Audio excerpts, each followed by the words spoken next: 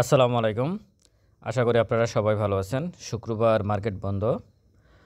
তো আমি একটা বিষয়ে কথা বলতে চাচ্ছি, সেটা হচ্ছে একটা স্টক কীভাবে আপনারা পজিশন নেবেন, ট্রেড পজিশন নেবেন, কখন আপনারা বাই করবেন, এই বিষয়টা নিয়ে একটু বিস্তারিত আলোচনা করব। শুধু ট্রেড নয়, বিনিয়োগের ক্ষেত্রেও। আশা করি আপনারা পুরো ভিডিওটা শুনবেন, ভালো লাগলে শেয়ার করবেন।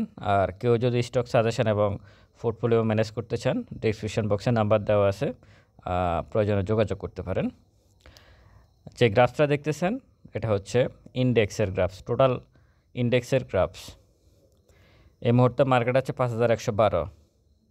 আপনারা যখন একটা স্টকে ট্রেড করার জন্য অথবা ইনভেস্টমেন্ট করার জন্য পজিশন নেবেন, তখন প্রথমে ইন্ডেক্সের যে গ্রাফস, এই গ্রাফসটা দেখবেন। আপনারা শুধু একটু মাথায় নেন, এই গ্রাফসটার চেহারাটা এরকম, যে গ্রাফসটা কয়েকটা লাল ক্যান্ডেল হয়ে নিচে জাস্ট একটা সবুজ ক্যান্ডেল হলো, মানে ইন্ডেক্সটা অনেক নিচে আছে। এই গ্রাফসটাকে, সিনারিওটা আপনারা একটু একটু মানে মাথায় রাখবেন। এর দ্বিতীয় যে গ্রাফসটা দেখতেছেন, এটা হচ্ছে ফার্মাসিউটিক্যাল সেক্টরের পুরা গ্রাফস। আপনারা দেখেন এটার সাথে মিল আছে। এখানে 1টা 2টা 3টা 4টা 5টা 6টা 7টা 2টা 3টা 4টা 5টা 6টা লাল ক্যান্ডেল। এখানে কিন্তু এটা ফার্মাসিউটিক্যালসের পুরোটা গ্রাফস, ফার্মাসিউটিক্যাল সেক্টরের পুরো গ্রাফস। এখানে কিন্তু 6টা না, এখানে অনেকগুলা লাল ক্যান্ডেল, মানে এর সাথে ইন্ডেক্সের একটা মিল আছে। দেখেন ইন্ডেক্সের মিল আছে এই ফার্মাসিউটিক্যাল গ্রাফসের সাথে। এই ফার্মাসিউটিক্যাল গ্রাফসের সাথে এটা একটা স্টক, ফার্মাসিউটিক্যাল সেক্টরের একটা স্টক অ্যাকমি-ল্যাব, এর সাথে মিল আছে।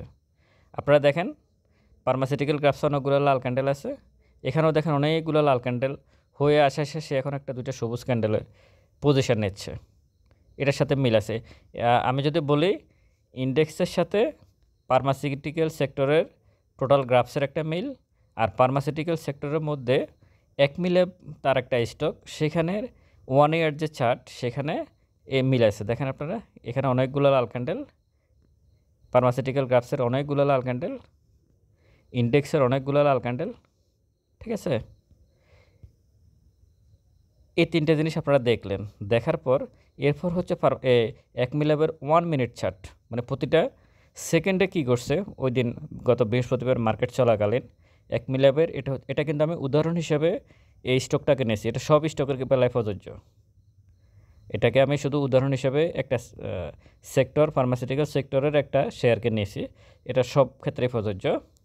এটা হচ্ছে অ্যাকমি-ল্যাবের 1 মিনিট চার্ট, মানে প্রতিটা সেকেন্ডে কী করছে বৃহস্পতিবারে তার হিসাব হচ্ছে এখানে।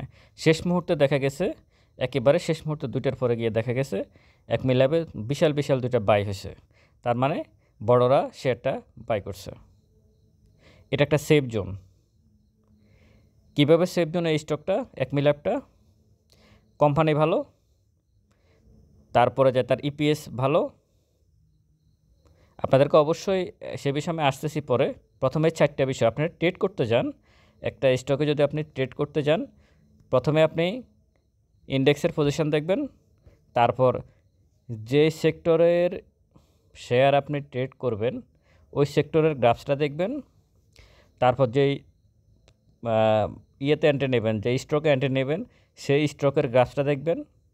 ওই গ্রাফসের সাথে ইন্ডেক্স এবং ওই সেক্টরের গ্রাফসের মিল আছে কিনা, এবং 1 মিনিট চার্টটা দেখবেন যে আসলে বায়াররা কেমন আছে এখানে, ওই স্টকে বায়াররা কেমন, বড়রা কি বিনিয়োগ করতেছে, মানে কী বলে বাই করতেছে না তারা সেল দিচ্ছে। এই 4টা জিনিস আপনারা প্রথমে দেখবেন, মানে ট্রেড করার ক্ষেত্রে, ইমার্জেন্সি ট্রেড করার ক্ষেত্রে। দেখা গেছে আপনি রবিবার সকালে একটা স্টকে পজিশন নেবেন, আপনি এই 4টা জিনিস ক্যালকুলেশন করে তারপর ওই স্টকে পজিশন নেবেন এবং আস্তে আস্তে পজিশন নেবেন। এখন যেহেতু ভলিউম হচ্ছে না, স্টক বাড়ার কোনো স্কোপ নেই খুব বেশি। আপনার কাছে যদি 5 লাখ টাকা থাকে, আপনি 1-2 লাখ টাকার কিনতে পারেন। এই 4টা সাইট দেখার পরে এই অ্যাকমি-ল্যাবের উদাহরণ যেহেতু আমি নিয়ে আসছি, এরপর আপনি অ্যাকমি-ল্যাবের লাস্ট ইপিএস পজিটিভ কিনা, তার নেট অপারেটিং ক্যাশ ফ্লো ভালো কিনা, তার পিইটা কত, এই জিনিসগুলো আপনারা ক্যালকুলেশন করবেন। এরকম অ্যাকমি-ল্যাব না, অনেক স্টক আছে, অনেক স্টক আছে।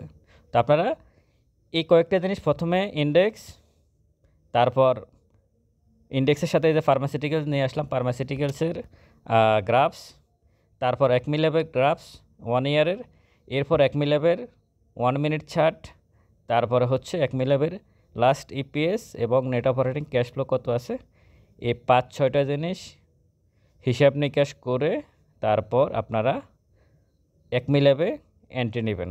এই মুহূর্তে অ্যাকুমুলেবলটা নিয়ে আসছি, অ্যাকুমুলেবলকে আমি সেফ জোন মনে করতেছি।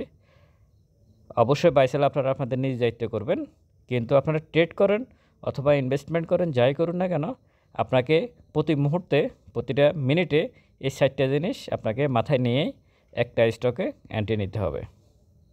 আশা করি আপনারা বুঝতে পারছেন। বুঝতে না পারলে ডেসক্রিপশন বক্সে নাম্বার দেওয়া আছে, যোগাযোগ করতে পারেন। ভালো থাকবেন সবাই। ভিডিওটা ভালো লাগলে শেয়ার করবেন। আসসালামু আলাইকুম।